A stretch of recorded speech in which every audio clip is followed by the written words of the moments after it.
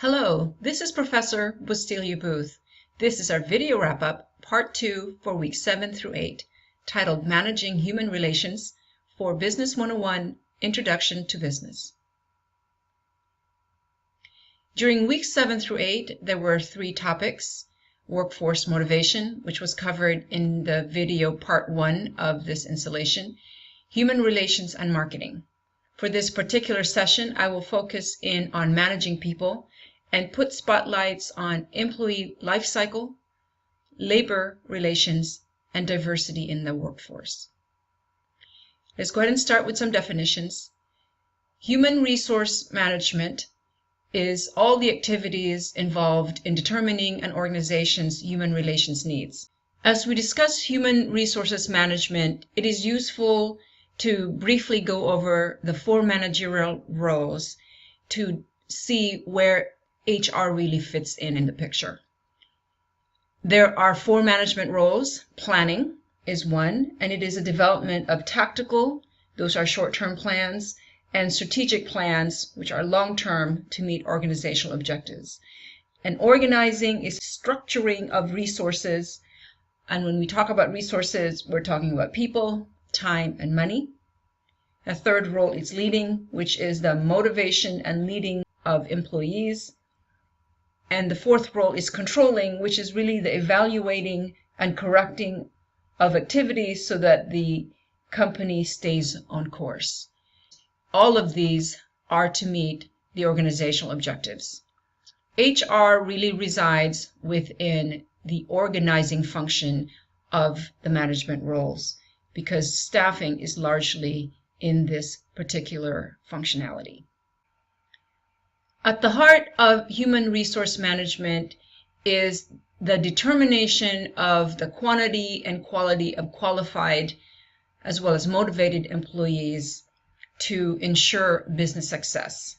Those 2 aspects are really important. And the implications in the HR life cycle include hiring to firing, which is really the quantity part of this equation, and the training, compensation, and the like, which is interested in the quality of the workforce. And I'll go over the life cycle here in a moment. And the increasing diversity of the workforce poses unique challenges and opportunities for HR management. And we'll discuss that in the latter part of this video. In part 1, I went over several motivational strategies and historical foundations for HR management, and just to remind folks that Maslow, Herzberg, and others are critical to the development of HR and its importance in the workplace. So if you want to revisit what that might be about, I recommend that you go over video 1 again. Now we will walk through the employee life cycle, which is really the domain of HR. We begin by this idea that there is always an ongoing needs assessment of the company's human resource needs. And that what that really entails is asking several questions. Around quantity, one of the questions would be how many employees are on the payroll. Another quantity type question would be how many are exiting. A larger organization, for example, will be quite dynamic. There will be people coming in and coming out. Some are retiring, and there might be turnovers and other sort of exit moves. And then around the area of quality, there would be a question like how many qualified and motivated employees do we have to meet the organizational objectives? The HR department will then sort of determine the need, right? And the need is the difference between the desired number of people and the desired number of quality people that are present. So these kinds of questions would help determine what those numbers are versus, less the current number. And that difference would be the need itself. And once that is determined, there would be a job analysis conducted that would look into, the kinds of information one needs in order to determine the kind of job that would then be sought. And one outcome of that would be a job description that would also have job specifications. And this would then result really in HR plans so that it can meet the quantity and quality employment needs of the organization in order to meet organizational objectives. Outside of the ongoing needs assessment would be a first step, which is to attract or recruit a pool of qualified applicants.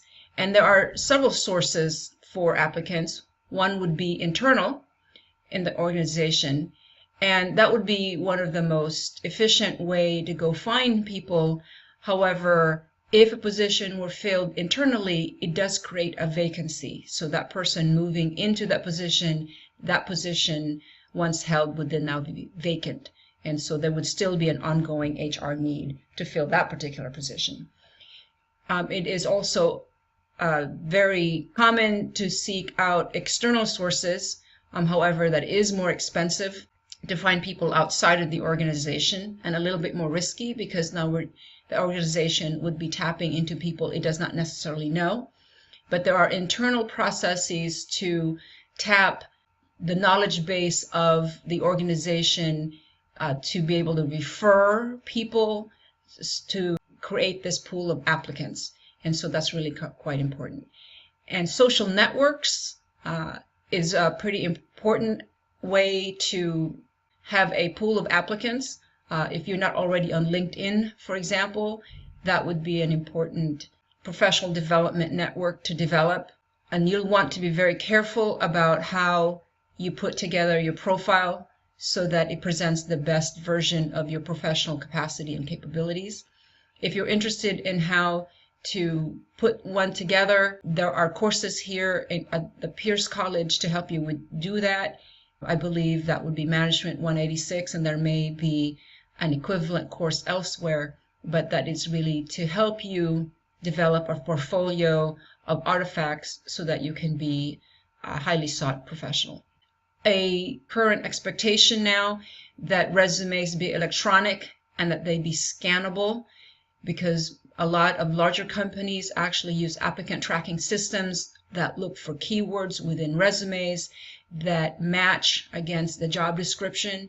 They use algorithms to try to figure out to what extent the resume matches the job description and what the company is looking for. And these are commonly used now because a lot of jobs can generate hundreds, if not thousands of applicants, and they need an efficient way of sifting through what may be in the applicant pool. So what that really means then is that the resumes that you download into these application portals are what's called SEO ready, search engine optimized ready resumes.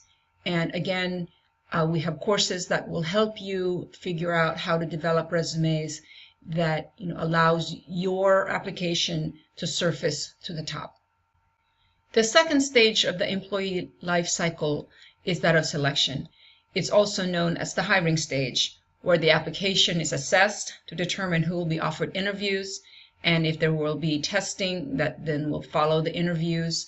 And testing can be anything that has to do with the qualifications for the job description. It may be like personality tests to determine organizational fit, or there could be drug testing. For example, if a person will be operating vehicles, they might want to know that that person is well equipped to do that for the safety of goods and passengers. And then there will be then the reference check, which is a very important part of the hiring process to ensure that the person that is presented at the application and at the interview stage is actually the person that they believe, and references are important in that. And then there's the negotiation stage, which is can be a fairly straightforward process or involved process depending on the job. In that case, what's really considered as the entire compensation package. And later in this video, I will give you some tips on how to be successful in negotiations. Okay, And then really this particular stage is about organizational fit, because they had established a job analysis and that was against organizational goals and objectives, and they're now looking for the person that's going to help them meet those goals. The third stage of the employee cycle is that of onboarding, and this is where someone who has accepted the offer will then sort of get to know the company on a face-to-face level. So they'll get a tour of the facility, they'll meet team members, supervisors, and other relevant people that they will be working with, and that's when they will get orientations to manuals and policies and the like. So generally speaking, this stage is that of orienting the new employee to the organization, its norms, its policies, and expectations. The fourth step is that of development, and this can be ongoing throughout the employee's life cycle. So this is not a one-time deal. It could go on for years, and it will involve things like training, whether it be on the job or formalized to gain new skills. It could also involve the assignment of a mentor to help an employee advance through the organizational ladder, for example, and also the idea of development, which is a little bit different than training, and training has to do with new skills, but the idea of development is to augment existing skills. So that may come in the form of, say, coaching or job shadowing, that sort of thing. And the main focus of this particular part of the life cycle is in the investment of the human capital. Organizations are interested in making sure that the human resource that they have are well equipped to meet organizational objectives. And so training, mentoring, and development are really ways to invest in the person so that they can be contributing members of the organization, so that organizational goals can be met. A fifth stage is that of motivation, and that can overlap with development as well. And that really is made up of a few things, one of which is performance appraisal, right? And that can happen, regularly. It could happen every 3 months, on the spot, even in some cases, every 6 months or a year. But the idea is that to be able to give feedback so that the employee has a sense of, where they stand against expectations. And they can be subjective, which is going to be very difficult to do. However, they can also be very objective. And when we talk about objective, we're talking about really having, a standard that is applied across the different employees. And those are usually known to the employee before they sit down. And if you are a new employee, you'd want to know what it is that's being observed and expected of you so that you have some benchmarks and that you have an opportunity to live up to them. Try not to have your job be a mystery to you and how you will be observed, because your compensation, things like bonuses and wages, and your ability to negotiate your compensation package may have a lot to do with your performance appraisal in the long run. These motivational strategies may be employed during this time as well, and those are usually rooted in Maslow and Herzberg. And again, if you're interested on what those are, please watch video part 1 of this series.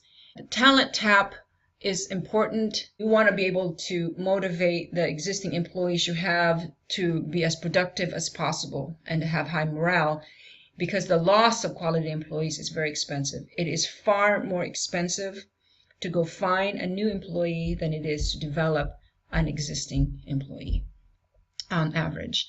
And so again, motivational strategies are meant to help develop the kind of human capital an organization needs in order to meet organizational objectives. And then there is exit. That is when employees turnover, just natural turnovers. They may just be retiring, or it could be a turnover that sort of bodes greater challenges for the organization. People are unhappy, that sort of thing. People could also be promoted so they can exit a particular position and move on to another position, or they can be transferred from department to department or different locations for the company, or separation, so people may be let go or fired. And so this is also part of the life cycle of HR and working with people as they go through this process. And what among the more sophisticated HR departments, what they will do is that they will collect data on why there might be turnover and the effects of promotions, transfers, separations, and the like, given organizational objectives.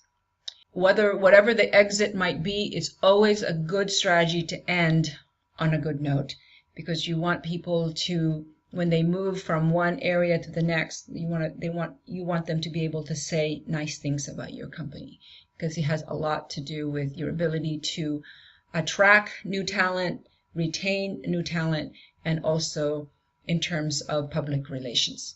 So that's really important. Let me just take a moment now to go over some important employment law considerations during the entire employee life cycle. There are several laws that govern HR and just employment in general. And let me just note a few of them so that you're aware. One of which is Title VII, which prohibits discrimination based on race, color, religion, sex, or national origin. Another one is called the Age Discrimination in Employment Act, or the ADEA, which prohibits discrimination based on age for those 40 years and older. Another one is the American with Disabilities Act, or commonly known as the ADA, so prohibits discrimination against individuals with disabilities who are otherwise qualified. And then there's the Equal Pay Act, which requires that men and women are paid equally. And there are some variations there, but they are based on qualifications and seniority and the like. And it's very important that if you are working in HR, that you understand what these laws are, or if you're a small business owner, or if you're a manager, or acting sort of an agent of an organization, that you're aware of what the law says so that you are compliant and that you don't get in trouble. Okay, if you are interested in the subject further, I do teach a class called Management 276, Employment Law, and basically it is designed to keep businesses out of court. So it's a fairly important class. Now let's talk about compensation and what that is made out of. There are wages, typically hourly, commission, which is earning a percentage of revenue that you're generating, salary, which is a set amount that you would receive on a regular basis, weekly, bi-monthly, or monthly, bonuses, which is sort of an incentive structure. Once you've hit a certain goal, you may, if your compensation package is structured this way, you may get, some bonus above and beyond your expectations. And profit sharing is the ability to share in the organization's profitability. So a percentage of firms' profits would then be distributed back to its employees. And then there's the whole area of benefits, which is made out of health benefits, pension, disability, life insurance, holidays, vacation, childcare, and the like. I mean, it's just a whole bunch of benefits. And it is important to understand that a compensation package actually has sort of distinct pieces to it, so that when you go into negotiations, you understand that each piece of these may be negotiable, or that if you are an HR specialist, that you understand the cost for each of these pieces, and that on balance, what is offered to an employee really is a measure of that person's contribution or expected contribution to the organization, and what they will then be compensated for their work. If you are interested in HR more, there are classes to consider: Business 240, Management 276, Management 295, and Management 296. These are all classes that are part of the HR certification that really is a valuable certification for those interested in becoming HR specialists or HR managers. And so, speaking of HR specialists, I pulled some data, some recent data on how much one can expect to be making as an HR specialist. And if you see here, in 2016, the median pay is about $59,000 per year, or about $28 per hour. And that a typical entry-level position does require a bachelor's degree, okay? And that, interestingly, there is no, work-related occupation experience that is necessarily required there, and that there's no on-the-job training. So the certification actually comes in quite handy, so you are competitive and valuable to organization, because there's a lot of training that occurs in those classes. And then, it'll have the job outlook for the next 10 years, or a little less than 10 years now, is about 5%, as fast as the average, and that it's looking good there. What's interesting, though, is what's happening to human resource managers. And I pulled up that information as well. And in 2016, the median pay of managers there is 6 figures, so $107,000 per year. No small change there. And that a typical entry-level position would require a bachelor's degree, and you would need to have about 5 years or more of experience. So you would start with, human resource specialist and work yourself up. And again, why those certifications are really important, because it kind of gives you a boost up into the field, and that there is typically no on-the-job training. You have to come in experienced, and you gain experience by starting from the bottom up and gaining your certification. And that, interestingly, the job outlook for human resource managers is 9%. It's faster than the average. Okay, so the average is about 5%. So this is nearly double. And this is a highly skilled job. And if you wanted to read more about it, you go to the Bureau of Labor Statistics. That's bls.gov. All right, and you go and click on the occupational handbook link under publications, and you can write in human resource managers in the search box, or any other job that you might be interested. All right, let me give you some negotiation tips. It's one of the better skills that I recommend you pursue developing. All right, because you negotiate all the time. There's formal negotiations and there's sort of soft negotiations. When it comes to negotiating compensation packages, it's really, really important that you become very knowledgeable about the job before you start negotiating. So here are some tips that you keep in mind. One of which is that if a job is offered to you, the company wants you. That's really psychologically important to kind of keep in mind. Remember that it is very expensive to go and recruit people and go through the process of interviewing and the like. And so by the time the job is offered to you, the company wants you. Okay, this is your most powerful position. Don't be shy. They expect you to negotiate. Do not disappoint them. And so how do you do it so that you can be successful? One is you do have to research the market rates for the job in the area. Don't just throw a number because you feel like that's a good number. Or don't just accept the job because you're glad that somebody offered you the job.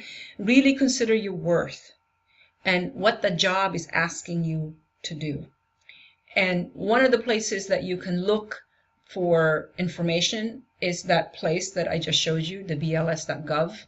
You saw the numbers there, and it can break it down further by regional rates. Or you can go to ONET, and they'll get you information there as well.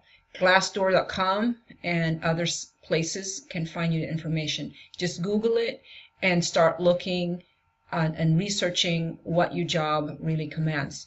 Because what a recruiter will do or a manager will do will offer you a rate lower than what you may ask, because they expect you to negotiate, so they always start lower. All right, and then once you have that information, you'll want to aim at the upper end of that range. So you are anchoring your expectations. It's called an anchor. And you want to defend it with specifics in your qualifications, the experience. I have a HR certification from Pierce College, and I've had this training. I've been a manager of these projects. I have, whatever it is that you can bring to the table to support what you are asking for. And actually, it's not a bad idea to open the negotiation with your offer. It is not a bad idea to actually offer what you think that number ought to be first, so you don't have to wait for them. So if they're offering you a job, they may or may not give you a number, and if they don't give you a number, go ahead and give them a number and be, aim at the upper range of that. Do not ask for something beyond the range, because that will show you don't know the job. You don't want to do that. You do want to aim for the upper range and then defend that number. Okay? And then if they do give you a number that's lower, then you basically counter that offer and you'll say, thank you very much for this job offer. I am so excited to work for our team and ready to do whatever that needs to be done in order to meet our organizational objectives. I mean, you want to exude enthusiasm and say, and thank you for, that first offer. I have been doing some market research, though. What the rates seem to show for this area is this job is really, and with my qualifications, really should be at X. All right, and you want to practice saying that over and over and over and over and over and over again until it sounds really confident coming out of your mouth, so that when you say it, you're not staggering, you sound confident, you are demonstrating your worth, and you're commanding respect. And at the recruiter's end, they're going to say, my goodness, this is a great candidate. They will be able to carry out our organizational objectives. They've done the research and they sound confident and they're able to defend their position. That's attractive, right? And it's impressive. So you want to be ready. And it should not be the first time you've ever thought of that number when you pick up the phone and hear their job offer. You want to be ready. And then you also want to think about the entire compensation package, not just the salary or the wage. You want to look at it sort of as distinct pieces. And what I would do is, if there are 4 elements, so that benefits package is, go ahead and do one at a time. And say, once you have the wage taken care of, then you move on to the next element. Once you've got that taken care of, you move on to the next element. And then, assuming that things are really going great there, you can sort of seal it at the end and say, we have one more thing, and if we can we can have agreement on this one last thing, we have a deal. Again, you want to practice over and over and over and over again. Even record yourself with your smartphone to see what you sound like, or ask one of your friends to do a mock negotiation with you. You want to sound confident, and you want to come across as if you deserve this, and you want to be reasonable, right? You don't want to ask for anything that is outside of the realm of possibility, right? Again, you want to express enthusiasm as you negotiate, okay? And then you also probably only have 2 exchanges of this. You don't want to do it more than 2 or 3 times. So they offer you, you counter. They offer you, and then you decide at that point whether or not that's going to be acceptable to you. And you want to maximize what it is that you would like within reason. Again, if this is done over the phone, you want to be smiling as you make these counter offers, because it sounds, when you smile and talk, like I'm smiling and talking right now, you can hear it in my voice, right? And it sort of loosens the conversation, and the receiving end is able to hear you a little bit better and really listen to you. So it's really important. If you would like to know more about negotiation tips, I actually have a video in this video channel that talks about negotiation, and I invite you to look at that and see what you can gain from that particular video. Let's shift now to a discussion of the labor movement, which is around the 1700s and 1900s, and the first strikes were really in the latter part of the 1700s, but the movement itself has been occurring for some time. And labor unions really came out of unfair labor practices. In fact, were rooted in the industrial sector, where blue-collar workers were demanding better wages, reasonable hours, and safer working conditions. We take a lot of things for granted now, but the minimum wage laws, our 40-hour work week, and the required safe conditions in which we work were really fought hard by labor unions. And the main sort of push for labor unions is to have just and fair treatment. And so they continued to work to stop child labor.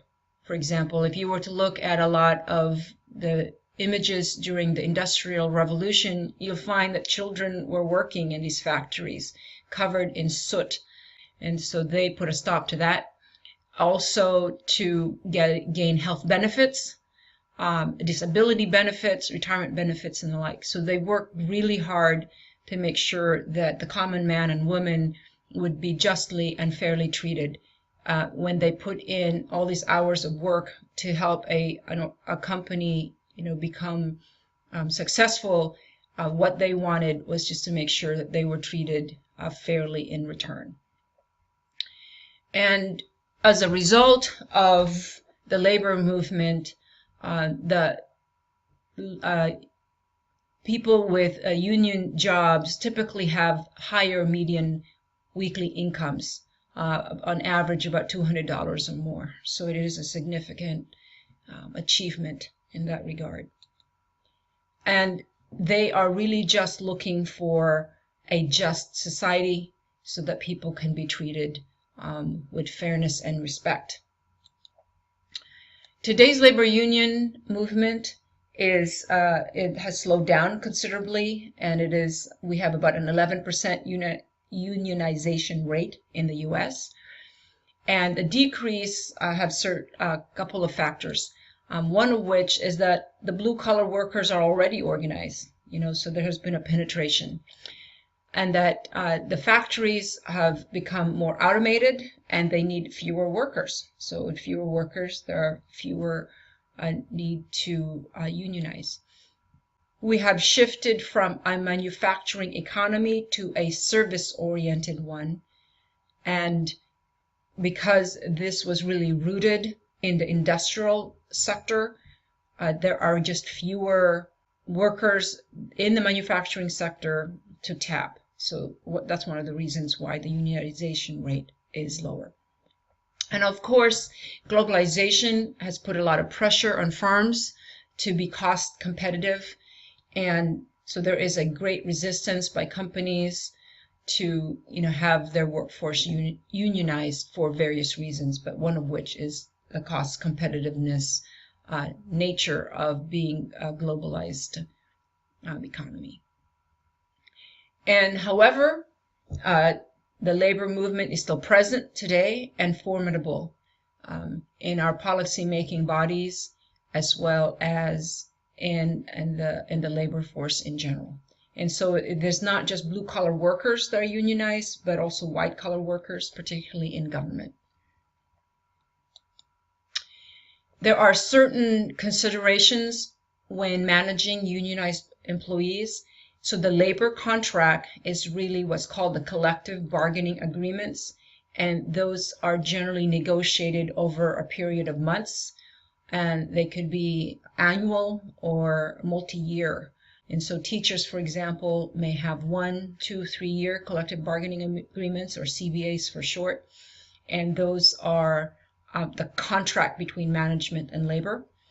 And in that CBA are typically provisions for dispute resolution, so those are very formalized, and they're legal parameters in which both sides, would have to kind of behave.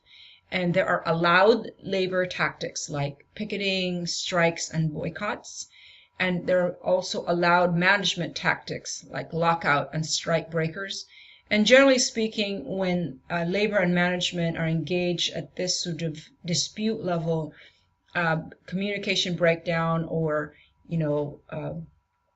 there is a major, or at least 1 or 2 major differences in the elements are being bargained, and a lot of it has to do with compensation.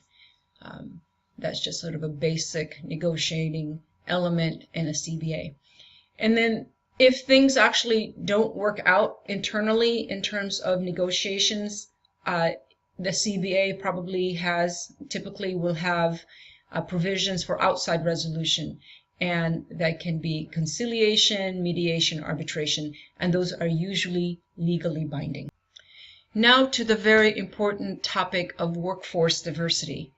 There are, of course, many diversity characteristics, among them race, gender, age, abilities, religions, national origins, sexuality, political views, lifestyles. According to the U.S. Census Bureau, by 2043, minorities will make up greater than 50% of the U.S. So this trend has been going on for some time, and by 2043, minorities will become the majority. This has great implications as far as HR is concerned, because the labor pool will then be diverse, and that there are employee life cycle implications. So, for example, in the recruitment stage, there might be, sort of historical and traditional ways of reaching out to applicants that do not necessarily tap into the diverse communities and allowing them to become aware of the kinds of positions that may be available. And then also benefits are concerned for having a diverse workforce. There are many studies on this now, and I suspect they'll come online as we get closer to 2043. And it really is a more productive use of resources, meaning that the talent is there, and that developing existing talent as well as reaching out to available talent is just a very productive use of resources, as opposed to ignoring, the availability of those talents, because they're already there. They're highly educated and available. And then it also, by developing a diverse workforce able to work together, there is a reduction of conflict, because folks would have to basically learn to work together. And that then there's productive working relationships, because that sense of adaptability among the different diversity characteristics actually help people to consider other points of views and allow them to see different ways of doing things that they may not have otherwise considered. Because there is sort of a greater sense of being able to work through the differences and commonalities, there is then this sort of greater community that occurs. And then there's an increased commitment to meet organizational goals. And that people become more innovative.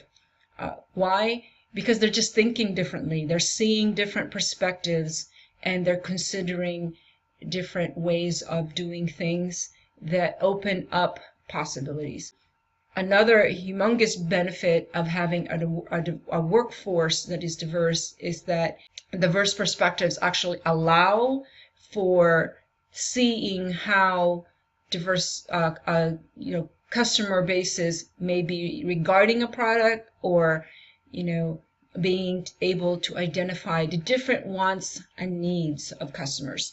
And without having a talent pool that allows you to kind of understand what the customer really what the customer's wants and needs are, it'll be very difficult to tap into those markets. So that's another workforce diversity benefit. And then there are just plenty of studies that have shown that the ability to tap into a diverse workforce results in the more likelihood to be profitable. That's a pretty good bottom line case there. This brings us to the end of our video and a summary of the importance of HR management.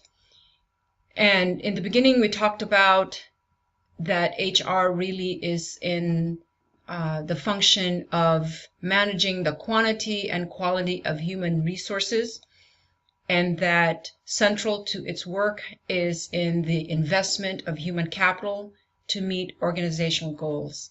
And you do that through the attending to the employee life cycle. And I went over what those particular steps are, including employment law considerations.